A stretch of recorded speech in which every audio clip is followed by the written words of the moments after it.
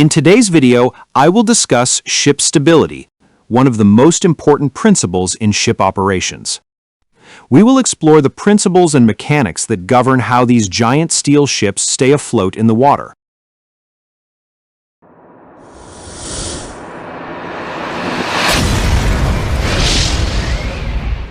Ship stability refers to the ability of a ship to return to an upright position after being tilted by external forces such as waves, wind, or a change in weight distribution.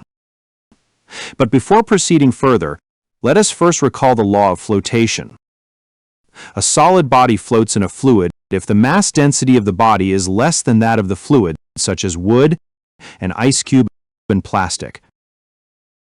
We know that the density of water may vary between 1,000 kilograms per cubic meter or 1.0 ton per cubic meter, which is the density of fresh water, up to 1,025 kilograms per cubic meter or 1.025 tons per cubic meter, which is the density of salt water. The density of the wood, ice cubes, and plastics is less than 1,000 kilograms per cubic meter. But what about the mass density of the steel used to build a ship? It varies depending on the type or grade of the steel, approximately 7,850 kilograms per cubic meter, which is about 7 times greater than the density of water.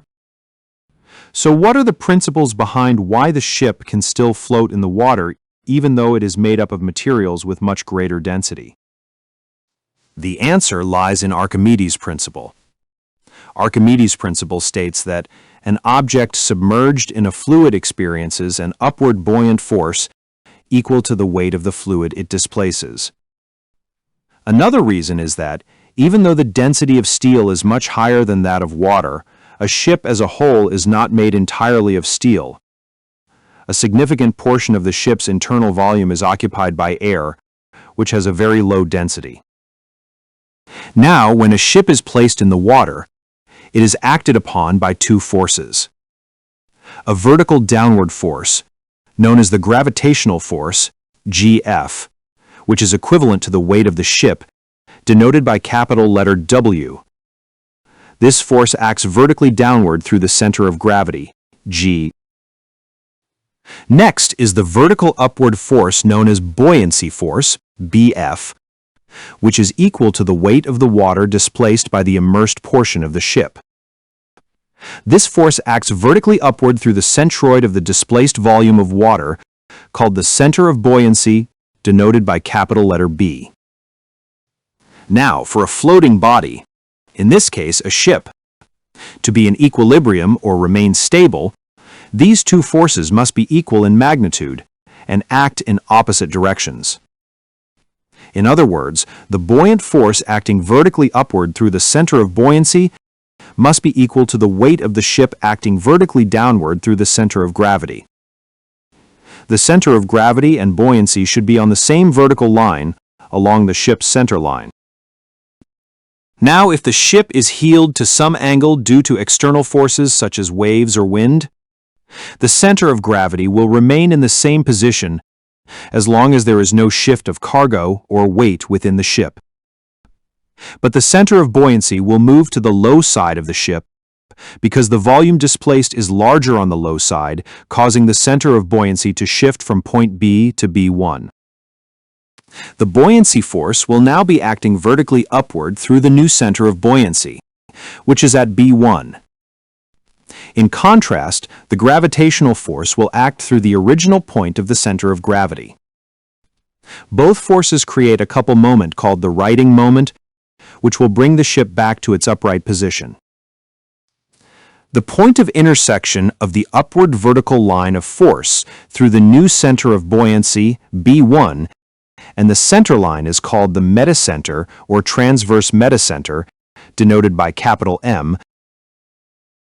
The vertical distance from the center of gravity, G, to the metacenter, M, is called metacentric height, known as GM. The metacentric height is critical in ship stability. The ship possesses 3 types of equilibrium depending on the position of the metacenter. Those are stable, unstable, and neutral equilibrium. Let us start with stable equilibrium. Stable equilibrium refers to the condition where a ship, when inclined by external forces such as waves and wind, tends to return to its initial position. For a ship to return to its initial upright condition, the metacenter must be above the center of gravity.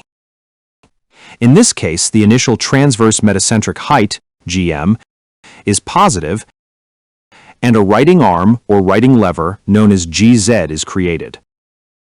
The righting lever refers to the horizontal distance between the center of gravity and the vertical line of action of the buoyancy force, acting through the center of buoyancy, B1. This righting lever is created on the low side of the ship.